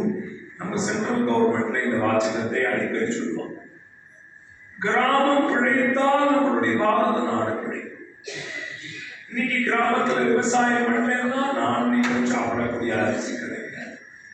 அமெரிக்காவில் காசு பண்ணாங்க அரிசி கிடைக்குமா? விவசாயம் பண்ணாலும் அரிசி, விவசாயம் பண்ணாலும் காய்கறி. அதனாலே கிராமம் இருந்தால்தான் நம்மளுடைய தேசம். அப்படிப்பட்டதான சனாதன தர்மத்தை சேர்ந்த நாம் நம்மளுடைய உடல், பொருள், ஆவி எல்லாத்தையும் சனாதன தர்மத்தில் நம்மளுடைய தர்மத்தில் ஒரு ஸ்பெஷல் சார். என்ன ஸ்பெஷல்? நம்ம யாருமே சார் எங்க இந்துயிசத்துல இடம் காலியா இருக்கு, நீங்க கன்வெர்ட் ஆகிடுது யாரும் சொல்லுவோமா? நமக்கு அவசியம் இல்லை. ஏன் தெரியுமோ? வந்தாரை வாழ வைக்கக்கூடிய ஒரே தர்மம் சனாதன தர்மம். இந்த தர்மம் வந்தாரை வாழ வைக்கக்கூடிய ஒரே தர்மம் சனாதன தர்மம். பாவாட காரியத்தை கொண்டு என்ன ஆகும்? அவன் வாழ வைப்பான். அவன் முதல்ல உருப்படாம இதெல்லாம் முன்னாள் யாரும் சொன்னான். நம்ம எல்லாரும் என்ன தெரியுமா சொல்லிட்டு இருக்கோம்? என்ன சொல்லிட்டு இருக்கோம்? கன்வர்ஷன் ஸ்டாப் பண்ணணும். கிறிஸ்டியன்ஸ் நிறைய கன்வர்ஷன் தப்பா சொல்றீங்க. நீங்க எல்லாம் கிறிஸ்டியன் கன்வெர்ட் பண்றான்னு நினைச்சிட்டு இருக்கீங்க. தப்பு. நன்றாக காதை தீட்டிக் கொள்ளுங்கள். கிறிஸ்டியனுடைய கன்வர்ஷன் கொஞ்சம். முஸ்லிம்ஸ் இருக்காங்களே, அவங்க பண்ற ஆக்கிரமம் தாங்கவில்லை. நல்ல படித்த குடும்பம், நல்ல பொருளாதார நிலையிலே இருக்கக்கூடிய குடும்பத்தின் பெண் குழந்தைகளை தேர்ந்தெடுத்து லவ்ஜிகாவோட பேர்ல கன்வெர்ட் பண்ணிட்டு இருக்கோம். பண்றாங்களா இல்லையா? அவங்கெல்லாம் பார்த்தாலே கட்டையை தெரியும்.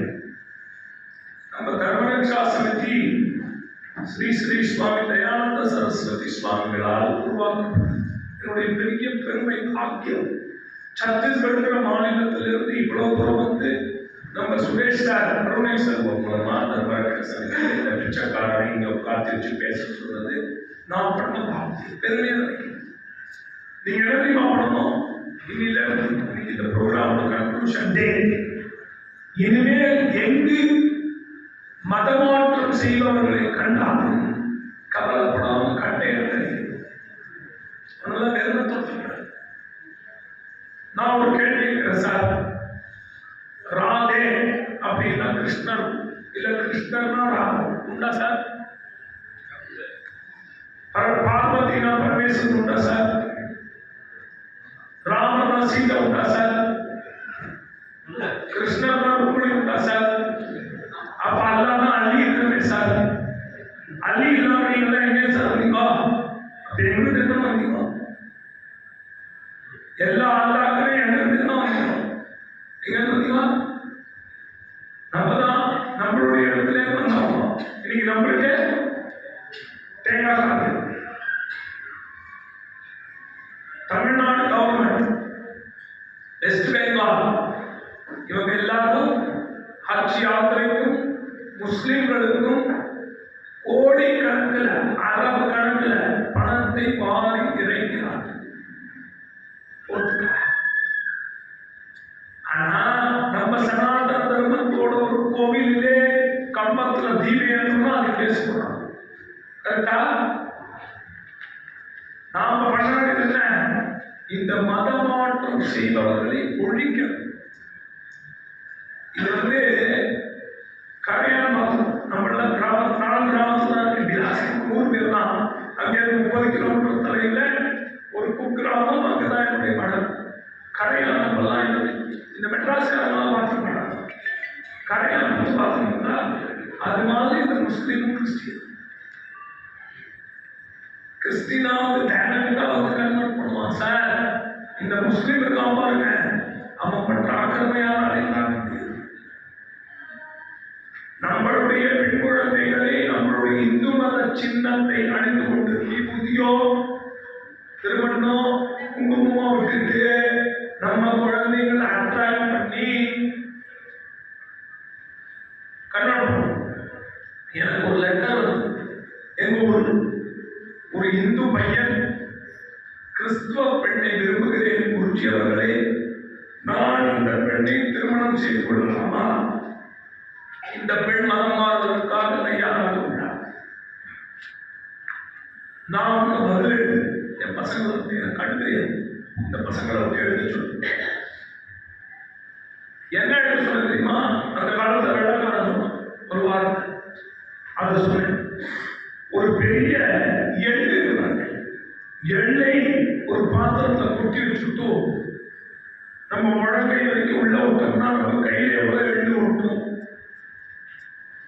அந்த எள்ளோட அளவு கூட அந்த பெண்ணை நம்பாலே வேறு ஒரு மதத்தவன் நம்ம மதத்தை ரட்சிப்பான் அல்லது நம்ம மதத்தை நம்ம தர்மத்தை காப்பாற்றுவான் சிறு கூட வேண்டாம். அதனால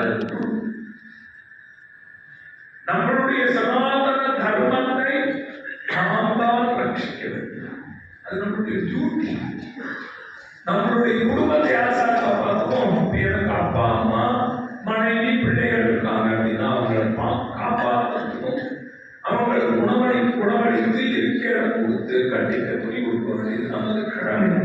அதை விட மேலான கடமை நம்மளுடைய சனாதன தர்மத்தை धर्म बचेगा तो देश बचे.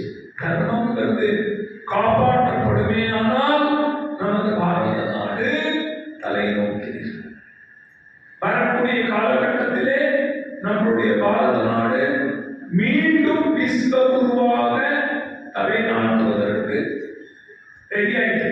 அதுக்கு நாம் எல்லாம் முயற்சி செய்யணும். மகா முயற்சி எக்காரணத்தை கொண்டும் எந்த ஊரிலும் எந்த சூழ்நிலையிலும் பூரா பாரதம் முழுக்க உங்களுக்கு சொந்தக்காரங்க தமிழ்நாட்டில் இல்லை சார், இந்த தெலுங்கானா இருக்காங்க, ஆந்திரா இருக்காங்க, கர்நாடகா இருந்தாலும் சரி, அவங்களை கட்டாயப்படுத்தி மதம் மாற்றம் செய்யக்கூடிய இடத்திலே மதம் மாற்றம் செய்யாத அளவுக்கு சரி, அப்ப என்ன சார் பண்ணணும் அப்படின்னு ஒரு கேள்வி இல்லையா? துண்டு பிரச்சாரம் பண்ணலாம், தேவாரம் சொல்லலாம், திருவாசகம் சொல்லலாம், திருப்பாவை, அதெல்லாம் ஒரு பக்கம். அவங்க ஏன் சார் மதமாற்றம் பண்றாங்க? 2 விஷயத்துக்கு பண்றாங்க. என்ன விஷயம்? ஒண்ணு, படிப்பு தரேன்னு மதம் பண்றாங்க. என்ன தரேன்? காலேஜில் நீங்கள் படிப்பதற்காக நாங்கள் பணம் உதவி செய்கிறோம். இன்னும் அப்படின்னு ஏமாத்தி அக்கிரமம் பண்றாங்க. 5ஆம் கிளாஸ் 6ஆம் கிளாஸ் படிக்கிற குழந்தைங்க ஸ்கூல்ல போய் இந்த நன்மைன்னு சொல்லுவாங்க, சிஸ்டர்ஸ் சொல்றீங்க இல்லையா, கிறிஸ்டியன்ஸ். ராமரும் கிருஷ்ணரும் ஆண்டவன் இல்லை, நீங்கள் இயேசுவை கும்பிடுங்கள். இந்த குழந்தைகள் கேட்க இதுக்கு என்ன டாக்டிக்ஸ் தெரியுமா? பஸ்ல தான் ஸ்கூல் அந்த காலத்துல எங்க அப்பா அம்மா கூடவே எங்க ஸ்கூல்ல விட்டுவாங்க. இல்ல அதே தெருவில் பக்கத்து வீட்டில் இருக்கிற பசங்களோட நாங்க ஜாலியா வந்து பேசிக்கிட்டு நடந்து போய் நல்ல ட்ரெஸ் போட்டு ஸ்கூலுக்கு போனோம். அப்ப இருந்த வாழ்க்கை வேறு. இப்ப பையன் ஸ்கூலுக்கு எல்கேஜில போற ஆரம்பிச்சு ஒரு 20 கிலோ பேக் மாட்டிருக்கோம். அந்த ஸ்கூல் போகக்கூடிய பஸ் டிரைவருக்கு பணம் கொடுத்தாங்க. அவன் ஓட்டிட்டு போச்சே பூமியிலே பணம் அழிந்து மாநிலராய் மாநிலராய் அப்புறம் என்ன பண்ணணும்? நம்மளுடைய தர்மத்தின் கொடியை உயர்ந்தோங்கி பரப்ப வேண்டும். அதற்கு நாம் செய்ய வேண்டிய முதல் வேலை, நம் குடும்பத்தில் உள்ள குழந்தைகளை நமது தர்மத்தை எடுத்துச் சொல்ல. வடக்கெல்லாம் துளசிக்கு ராமாயணம், துளசிதாசர் எழுதிய ராமாயணம் வீட்டுக்கு வீடு படிப்பு தெரியாத சொல்லுவோம். ஹனுமான்சாரி சொல்லுவோம். நம்ம இங்க திருப்பாவை சொல்லுவோம், கழனி திருப்பாவை சொல்லுவோம். தேவாரம் எவ்வளவு அழகான விஷயம். தேவாரத்தில் இல்லாத விஷயம் அப்படியே சொக்குது. முதல்ல நம்ம ஒரு விஷயம் தெரிஞ்சோம். இந்த மேடையில் நாம் எல்லோரும் சனாதன தர்மிகள், பிராமணன், சத்திரியன், வைஷ்ணவன் பேர். நாம் முதல்ல இந்துக்கள், சனாதன தர்மிகள் அப்படிங்கிற பெருமை. அப்புறம் வர்ணகலஸ்தானம் தனியாக வச்சுக்கோம். அதனால நாம் திருப்பாவை, திருவம்பாவை, விஷ்ணு சகஸ்ரநாமம், தேவா தமிழ்ல இருக்கு. தேவாரம் சொல்லி கொடுத்தாங்க. மார்கழி மாசம் இப்ப திருப்பாவை, திருவம்பாவை சொல்லலாம். குழந்தைகளுக்கு கற்றுக் கொடுக்கலாம். சின்ன சின்ன சின்ன பாட்டுகள்லாம், ஸ்லோகங்கள்லாம் தமிழில் இருக்கிறது. வடமொழி நமக்கு தெரியல, சமஸ்கிருதம் பிரச்சனை இல்லை. தமிழ் நம்மளுடைய தாய்மொழி தமிழ். அந்த தமிழில் இருக்கக்கூடிய பாடல்களை நம் குழந்தைகளுக்கு நாம் கற்றுத்தர வேண்டும். அது நம்மளுடைய முதல் கடமை. ஏன்னா அவங்களுக்கு நம்மளுடைய கதைகள், ஆண்டாள் சரித்திரம், நாயன்மார்கள் சரித்திரத்தை நாம் சொல்லி வைக்கவில்லை என்றால் வருங்காலத்தில் வரக்கூடிய புது ஜெனரேஷனான யங்ஸ்டர்ஸ் அவங்களுக்கு ஒன்றுமே, இளைஞர்களுக்கு ஒன்றுமே தெரியாமல் போயிடும். அதுக்குதான் கூட்டு குடும்பம் அப்படின்னு ஒன்று தாத்தா பாட்டோட வளர்ந்து நம்ம கதை சொல்லுவாங்க. அது தூங்கும் போது அப்படிதான் நம்ம இப்ப அது கொஞ்சம் கொஞ்சமா மாறி. ஆனா வடக்கில் ஒரு பெருமை, நார்த் சைட்ல வட மாநிலங்களிலே இன்னும் கூட்டு குடும்பம் இருக்கின்றது. அதனால நமக்கு சொல்றதுக்கு ஆள் இல்லை. நம்ம கர்மரட்சா சக்தி மூலமா என்ன பண்ணணும்? குழந்தைகளுக்கு குட்டி குட்டி கதைங்க. நீங்கள்லாம் வந்துருக்கீங்க, பெரிய விஷயம் இல்லை. இளைஞர்களையும் இந்த மாதிரியான விழாக்கள் பிரச்சாரத்தை இளைஞர்களின் மத்தியிலே எடுத்து சொல்லி அதை ஒழிக்கிறது ரொம்ப முக்கியம். நான் திரும்பி சொல்றேன், கிறிஸ்துவனை விட மிக மோசமாக நமது சனாதன தர்மத்தை கொலை செய்யும் அளவு வந்தவன் இஸ்லாம். அவங்க ரொம்ப ஜாஸ்தி ஜாகிரதை. படிக்கிற குழந்தைங்க சொல்லணும்பா, முக்கியமா பொன்படணும். நம்ம வீட்டில் இருக்கக்கூடிய பெண் குழந்தைகளிடம் ஜாக்கிரதையாக இருக்க சொல்ல வேண்டும். பழக்கவன் நல்லவன் கெட்டவனாக இருந்தாலும் சரி, ஜாக்கிரதையாக பழகு. அப்பா அம்மாவுக்கு தெரியாம பண்ணாதேங்கிற கருத்தை சொல்லி ஏன்னா தமிழ்நாட்டில் இருக்கிற அளவுக்கு லௌகிகா கிடையாது சார். ரொம்ப வருத்தத்தோட சொல்றேன்.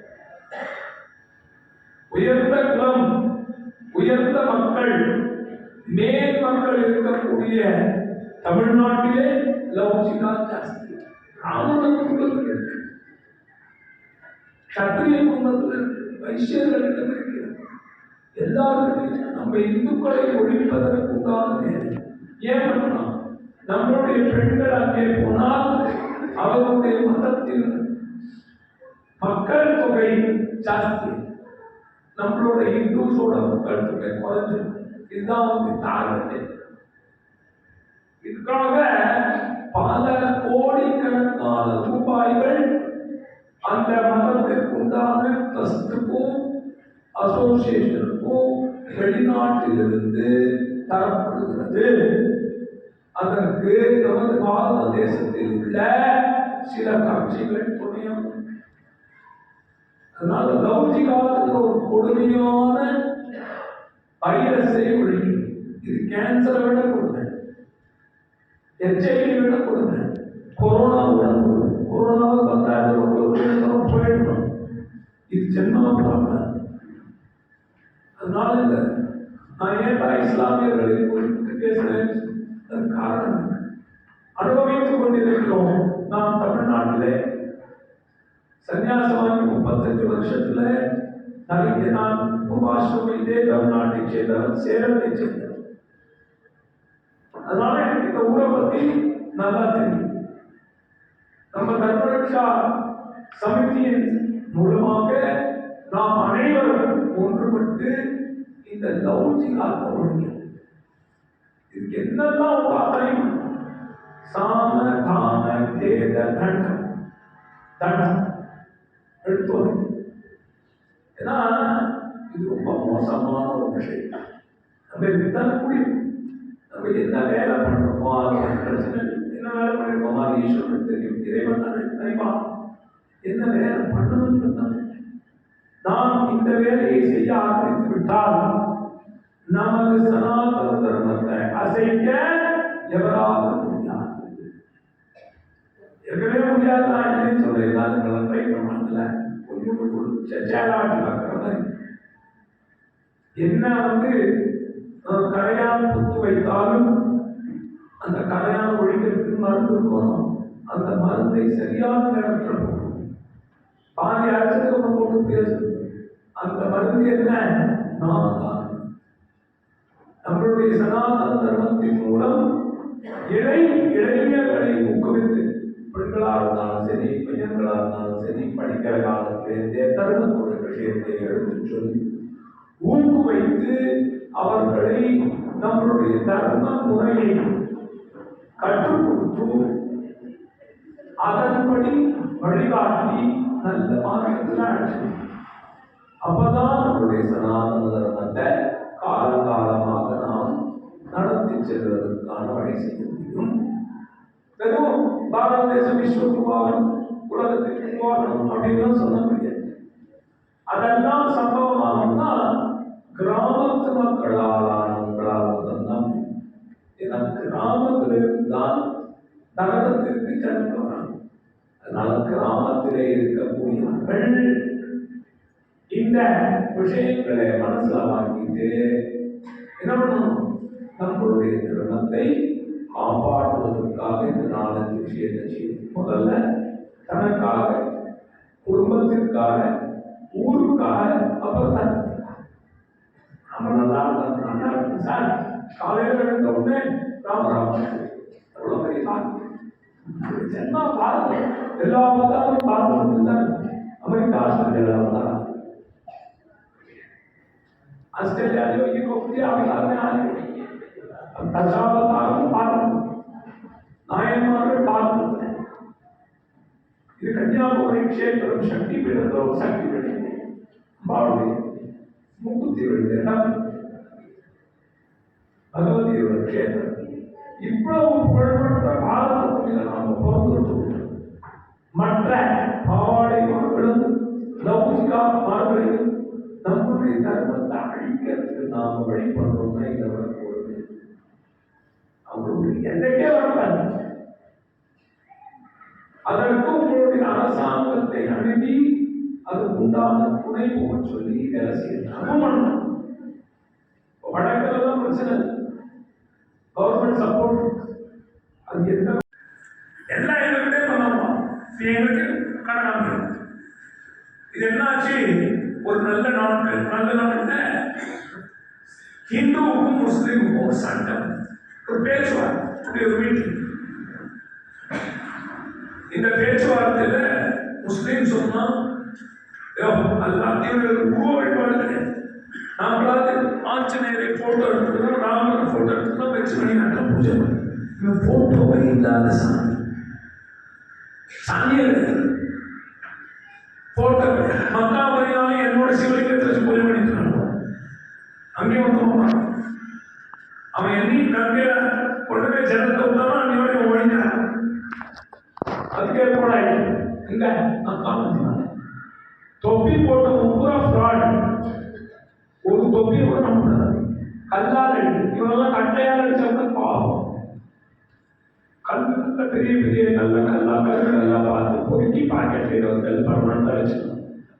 இவனை ரோட்ல தொப்பி போட்டு பார்த்தா கல். நான் பசங்களும் அந்த ட்ரைனிங் எங்க மாவட்டத்தில் வேலை பார்த்தாலும் உண்டு, ஸ்கூலும் உண்டு, இந்த மாதிரி ட்ரைனிங்கும் உண்டு. RSS டைரக்டர் ட்ரைனிங் உண்டு. அவன் இந்த மாதிரி மாணவர்களுக்கு டைரக்டர் ட்ரைனிங் கல்லால் அடிக்கிறது. ராதே ஷாம் ஜெய ராதே ஷாம், ராதே ஷாம் ஜெய ராதே ஷாம், ராதே ஷாம் ஜெய ராதே ஷாம், ராதே ஷாம் ஜெய ராதே ஷாம், ஸ்ரீ ராம் ஜெய ராம் ஜெய ஜெய ராம், ஸ்ரீ ராம் ஜெய ராம் ஜெய ஜெய ராம், ஸ்ரீ ராம் ஜெய ராம் ஜெய ஜெய ராம், ஸ்ரீ ராம் ஜெய ராம் ஜெய ஜெய ராம், ராதே ஷாம் ஜெய ராதே ஷாம், ராதே ஷாம் ஜெய ராதே ஷாம், அயோத்தியா நந்தன சீதாராம், அயோத்தியா நந்தன சீதாராம், மதுரா நந்தன ராதே ஷாம், மதுரா நந்தன ராதே ஷாம், ஸ்ரீராம் ஜெய ராம் ஜெய ஜெய ராம், ஸ்ரீராம் ஜெய ராம் ஜெய ஜெய ராம், धर्म की जय हो, अधर्म का नाश हो, सद्भावना हो, गौ माता की सनातन धर्म की, हिंदू राष्ट्र की शीघ्रम ನಮ್ಮ ಭಾರತ ಹಿಂದೂ ರಾಷ್ಟ್ರವಾದ ಮಾರ வேண்டும். हिंदू राष्ट्र की गोपिका जीवन स्मरणं गोविंदा जानकी कांत स्मरणे जय जय नमः पार्वती पतये।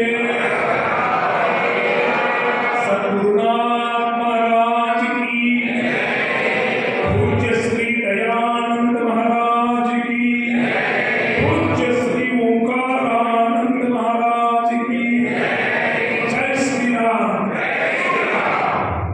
மிக மிக தன்மையாக இறைவனுடைய அடி சேர்ந்த அடியவர்கள் உண்டு. திருச்சி பக்கத்திலிருந்து வந்தவர்களுக்கு தெரியும், கரூரிலே எரிவந்த நாயனார் என்று ஒருவர் இருந்தார். இந்த எரிவந்த நாயனாருடைய தொண்டு என்ன தெரியுமா? யாராவது சிவபெருமானை பற்றி அபராதமாக பேசினால் அவர்களை தண்டிப்பது. சிலிர்த்து போகும் அந்த வரலாறை கேட்டால், சுவாமியே என்னால் முடியலடாக இறங்கி வந்தது. ஒரு அடியவர் இருக்கிறார், வயதானவர், தினமும் மலர்களை போய் பூக்குடையிலே வைத்துக் கொண்டு போய் கருப்பூர் சிவாலயத்திலே கொடுப்பது, சுவாமிக்கு மரத்துண்டு செய்வது அவருக்கு வழக்கம். கல்லாத மனிதர், வயது முடியாத காலத்திலும் அதை செய்து கொண்டிருக்கிறார். அந்த தேசத்தை ஆண்டு கொண்டிருக்கிறார், யானை அழைச்சு கொடுப்பார். இந்த சிவகாமி ஆண்டாளுங்கிற அடியவர் பூக்கூடை எடுத்துக்கொண்டு கொம்பை ஊன்றிக்கொண்டு நடந்து போய் கொண்டிருக்கும் போது இந்த யானை, ராஜ யானை இல்லையா, எல்லாரும் பார்த்து அப்படி எல்லா உயிர்களுக்குமே அந்த ஒரு தன்மை வரும். நம்மளை பார்த்து 10 பேர் வணக்கம் சொன்னா நமக்கு ஆட்டோமேட்டிக்கா சொல்லுவோம். அப்படி அந்த யானைக்கு ஒரு திமிர்ப்பு ஏற்பட்டு அந்த சிவகாமி ஆண்டார் கையில் இருந்த பூக்கூடையை பறித்து தரையிலே வீசி கால்களிலே விரித்து நடந்து போகும். வயதான நிலை தனக்கான உணவை கூட எடுத்து பூவை பறிச்சு அந்த கூடையில வச்சு கண்ணாடி நடந்து போய் கொண்டிருக்கிற நேரத்துல அது பூ எடுத்துக்கிற உடனே அவருக்கு சுவாமியை இன்னைக்கு நம்ம மலர் கொடுத்து தொழ முடியலையேங்கிற வருத்தத்தில் அழகா சிவதா சிவதான்னு அழக சிவனே என்னை காப்பாத்து இப்படி நடந்துட்டு இதை கேள்விப்பட்ட எரிவந்த நாயனார் வேகமாக வந்தார். அந்த அடியவருடைய நிலையை பார்த்தார். ஈசனுக்கு என்று கொய்யப்பட்ட மலர்கள் வீதியிலே வீசப்பட்டு கிடப்பதை கண்டார். வந்த கோபத்திற்கு முதலிலே யானையின் துதிக்கையை வெட்டினார். பார்த்துக்கிட்டு இருந்தீங்களா, வேடிக்கை பார்த்துக்கிட்டு இருந்தீங்க, சிரிச்சிங்கல்ல, அத்தனை பாகங்களையும் வெட்டி வீசினார். எப்போதுமே தர்மரட்சண சமிதி காரியகர்த்தர்கள் அப்படின்னா சொன்னா அதை செய்யணும். இல்லைன்னா அந்த காரியகர்த்தா இருக்கிறதுக்கு சரியான ஆட்கள் இல்லைங்கிறத எல்லாரும் சொல்லிடுவாங்க. நம்ம ஒரு விஷயத்தை சொல்றோம் அப்படின்னா அதை தெளிவா கேட்கணும். அப்படி கேட்கக்கூடிய மனநிலை இல்லைன்னா அந்த காரியகர்த்தா இந்த கதிரேற்றவர்கள் நம்மளே உணர்ந்துடும். நிறைய அமைப்புகள் ஆரம்பிச்சு அடுத்த வருஷமோ அடுத்த வருஷமோ காணாம போயிருக்கிற சூழ்நிலையில இன்னைக்கு நம்ம எவ்வளவு பெரிய விஷயங்களை நம்ம செஞ்சுட்டு இருக்கோம். இன்னைக்கு பல கிராமங்கள்ல தர்மரட்சண சமிதியுடைய கிராம சமிதி குழுவோ இல்லாட்டி யாராவது ஒரு பொறுப்பாளர் மூலமா அந்த இடத்துல மதமாற்றத்துக்கு எதிரான விஷயம் நடந்துட்டு இருக்குன்னு நினைக்கும் போது சுவாமிஜி ஆரம்பிச்ச அமைப்பு எவ்வளவு பெரிய வேலைகளை செஞ்சுட்டு இருக்கு. இன்னைக்கு 25வது ஆண்டு முடிஞ்சு 26வது ஆண்டுல இருக்கிற இந்த அமைப்புல நம்ம இருக்கிறோம், பொறுப்பாளராக இருக்கிறோம்னா பெருமைப்படமா இல்லையா? நான் சுவாமிஜியுடைய அமைப்புடைய கிராம சமிதி செயலாளர், கிராம சமிதி தலைவர், பஞ்சாயத்து செயலாளர், ஒன்றிய தலைவர், மாவட்ட பொறுப்பாளர், ஏதோ ஒரு விஷயத்தை சொல்லி பெருமைப்படக்கூடிய சூழ்நிலை வேணும். வேலை செய்வோம், தினசரி வேலை செய்வோம். 1000 ஆண்டுகள் அடிமைப்பட்டு கிடந்திருக்கோம். ரொம்ப ரொம்ப கஷ்டப்பட்டிருக்கோம். நம்முடைய முன்னோர்கள் அவ்வளவு சித்திரவதைகளை அனுபவிச்சிருக்காங்க. அவ்வளவு சித்திரவதைகளை அனுபவிச்சு இன்னைக்கு சனாதன தர்மத்தை, இந்து தர்மத்தை நம்ம முன்னாடி கொண்டு வந்து கொடுத்துருக்காங்கன்னா அதை எப்படி பாதுகாக்கணும்னு தெரிஞ்சு வச்சுக்கணும். நம்ம அந்த விஷயத்தை தெரியலன்னா 1000 வருடங்கள் கஷ்டப்பட்டு ஒரு நாள் 1000 வருடங்கள் அடிமைப்பட்டு ஒரு நாள் இருந்துச்சு. அந்த நாள் இந்து நாளா இருக்க முடியுமா? 700 800 ஆண்டுகளுக்கு இஸ்லாமிய ஆட்சி பண்ணிட்டாங்க. 300 ஆண்டுகள் கிறிஸ்தவ ஆட்சி பண்ணவும் கூட இந்த நாடு இந்து நாடாக இருக்கு. இன்னும் சனாதன தர்மத்தை பின்பற்றுது. இந்த நாட்டில் இருக்கிற பெரும்பான்மையான அமைப்பு மக்கள் சனாதன தர்மத்தை பின்பற்றாங்க அப்படிங்கிற நிலைமை இருக்குன்னா எவ்வளவு கஷ்டப்பட்டு இந்த விஷயத்தை நம்ம என்ன கொண்டு சேர்த்துப்பாங்க. அந்த உணர்வு நமக்கு ஒவ்வொரு துறையிலும் ஒவ்வொரு நிமிஷமும் இருக்கணும், ஒவ்வொரு நாளும் இருக்கணும், ஒவ்வொரு மாதமும் ஒவ்வொரு வருடமும் அதற்காக உழைக்கணும். அப்படி ஒரு எண்ணம் நமக்குள்ள இல்லை அப்படின்னா, அந்த தீ காட்டு தீ இல்லை அப்படின்னா இன்னும் கொஞ்ச நாள்ல, இன்னும் கொஞ்ச நேரத்துல, இன்னும் கொஞ்சம் ஆண்டுகள்ல, கொஞ்சம் மாதங்கள்ல மீண்டும் ஒரு முறை அடிமைப்படுத்தப்படுவோம். நம்ம கிட்ட இருக்கிற கோயில் நம்ம கிட்ட இருக்காது, நம்ம கிட்ட இருக்கிற வழிபாட்டு முறை நம்ம கிட்ட இருக்காது, நம்ம கிட்ட இருக்கிற ஒவ்வொரு விஷயங்களும் நம்ம கிட்ட இல்லாம போயிடும். அந்த விஷயம் தான் நமக்குள்ள வரும். கன்னியாகுமரி கோயில் இருக்கிற பகவதி அம்மன் கோயிலுக்கு போவது முக்கியம் இல்லை. பகவதி அம்மன் கோயில் இன்னும் 1000 ஆண்டுகள் ஆயிருக்கும், 10,000 ஆண்டுகள் அதே இடத்துல இருக்கணும்னா தர்மரட்சண சமிதி இருக்கணும். தர்மரட்சண சமிதி வேலை நடக்கணும். அப்பதான் இருக்க முடியும். கோயிலுக்கு போவது முக்கியம் இல்லை. கோயில் இருக்கணும்னா அப்பதான் போக முடியும். அப்ப நம்ம என்ன மாதிரி வேலை செய்யணும்? ஒவ்வொரு கிராமத்திலும் தர்மரட்சண சமிதியுடைய குழு இருக்கணும். அந்த குழு என்ன வேலை செய்யணும்னு நம்ம எல்லாரும் சொல்லிடுவோம். எங்கேயோ இருந்து யாரோ வந்து மதமாற்றத்தை நடக்கிறதுக்காக அதுல இருந்து தர்மரட்சண சமிதியுடைய மாவட்ட பொறுப்பாளர் வருவாரு, மாநிலத்தில் யாரோ வருவாங்க கிடையாது. நம்முடைய கிராமத்துல, நம்முடைய பகுதியில, நம்முடைய தெருவில் நாம தான் மதமாற்றத்தை தடுக்கக்கூடிய ஆட்களா இருக்கிறோம். அதுதான் தர்மரட்சண சமிதி எதிர்பார்க்குது. உண்மையா இல்லையா? அதுதான் நம்ம பண்ணணும். அதுக்காக தான் நம்ம வேலை செய்யணும். நம்முடைய வேலை அவ்வளவு இருக்கு. இங்க 2 நாள் வந்திருக்கோம்ல, 2 நாள்ல இந்த 2 நாளுக்காக எவ்வளவு விஷயங்கள் செலவு பண்ணியிருக்கோம், எவ்வளவு சுவாமிஜிகள் வந்திருக்காங்க, எவ்வளவு சொற்பொழிவாளர் வந்திருக்காங்க. ஆனா இந்த விஷயத்துல யாருக்குமே அக்கறை இருக்க மாதிரி தெரியலையே. பண்பாட்டு கல்வி மையம் கடந்த 13 வருடங்களாக தொடர்ந்து நடைபெற்று வருகிறது.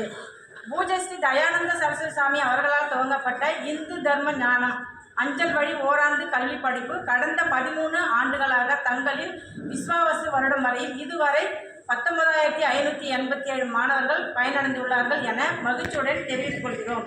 தமிழகத்திற்கு அச்சுறுத்தலாக இருக்கும் மத மாற்றத்தை தடுத்து நிறுத்தும் நோக்கத்தோடும் நம் இந்து சகோதர சகோதரிகளின் அனைவரும் அடிப்படையான சனாதன இந்து தர்மத்தை பற்றினாலும் அஞ்சல் வழி பாடத்திட்டம் ஓராண்டு கால அளவு ஓராண்டு சான்றிதழ் படிப்பு இல்லத்தில் இருந்தபடியே இந்து தர்மத்தை அறிய ஓர் அரிய வாய்ப்பு. தர்மம் என்றால் என்ன? கடவுள் ஒருவர் உண்டா தேவையா?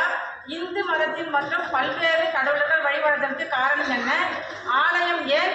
ஆலயம் இருக்கும்போது வீட்டில் பூஜை தேவையா? விரதங்களும் விழாக்களும் நிறைய இருப்பதின் தாற்பயம் என்ன? பஞ்சாங்கம் பார்ப்பதின் பயன்பாடு என்ன? மகான்கள் வரலாறு நமக்கு புகட்டும் பாடம் என்ன? மனித பிறவின் இறுதி லட்சியம் என பல்வேறு விஷயங்களை உள்ளடக்கியதுதான் இந்து தர்ம ஞான பாடத்திட்டம். ஒரு சின்ன சட்டம் வச்சா ஒரு பெரிய இந்த சட்டம்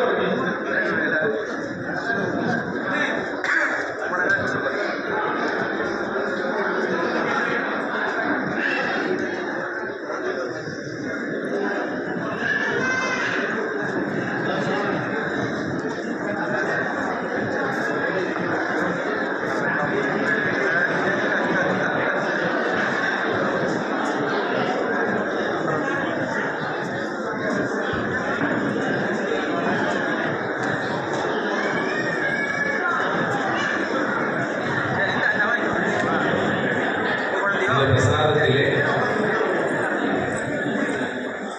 தர்ம ரட்சணம் குறித்த நம்முடைய சனாதன தர்மத்தை நாம் புரிந்து கொள்வதற்கான ஒரு அறிமுக தகவல் மிக சுருக்கமாக கொடுக்கப்பட்டிருக்கிறது. அதை வாசித்து பார்க்கும்போது நமக்கே நல்ல தெளிவுகள் பிறக்கும்.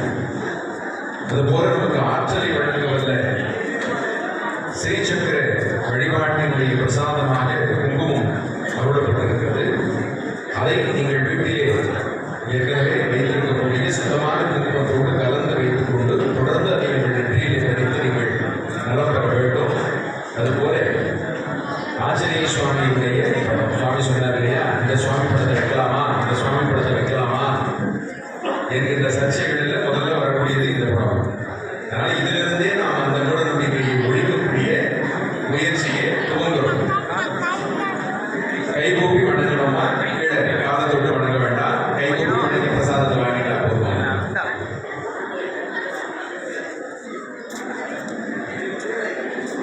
வருகின்ற அன்பர்கள் கைகூப்பி சுவாமிஜியை வணங்கி பிரசாதத்தை பெற்றுக் கொள்ளும்படி கேட்டுக்கொள்கிறோம்.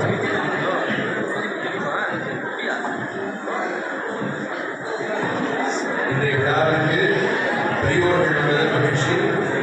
அதற்கு இன்னும் கூடுதலான மகிழ்ச்சி இங்கே தாய்மார்களையும் இளைஞர்களையும் பார்க்கும்போது நமக்கு ஏற்படுகிறது. அடுத்தடுத்த கூட்டங்களிலே இளைஞர்களின் பங்களிப்பு இன்னும் கூட வேண்டும் என்பதனுடைய விருப்பம் மற்றும் பிரார்த்தனை. பெற்றுக்கொண்டவர்கள் தயவு செய்து இருக்கைக்கு வந்து அமர்வுகளை கேட்டுக்கொள்கிறோம். ஒரு 2 நிகழ்வுகள்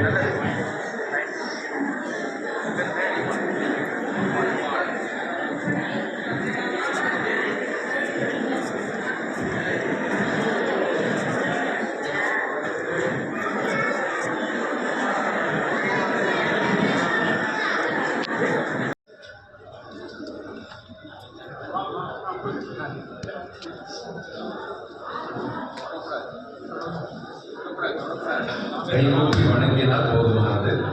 கையெடுத்து சுவாமி நமஸ்காரம் பண்ணிட்டு பிரசாதத்தை வாங்கி வரிசையாக அரங்கத்தினுடைய வாயில் வழியாக வெளியே சென்று பகவாட்டு வாயில் வழியாக உள்ளே வேண்டும்.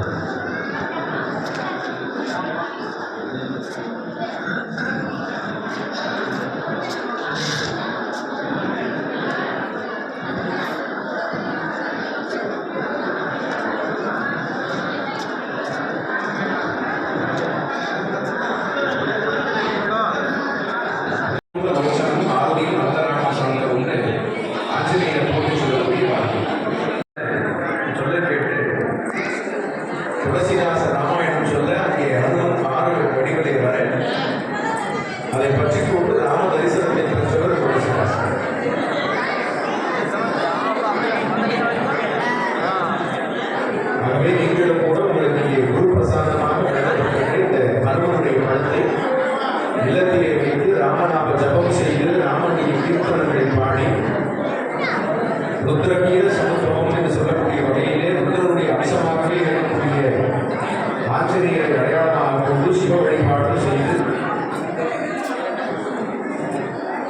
அவர்களுடைய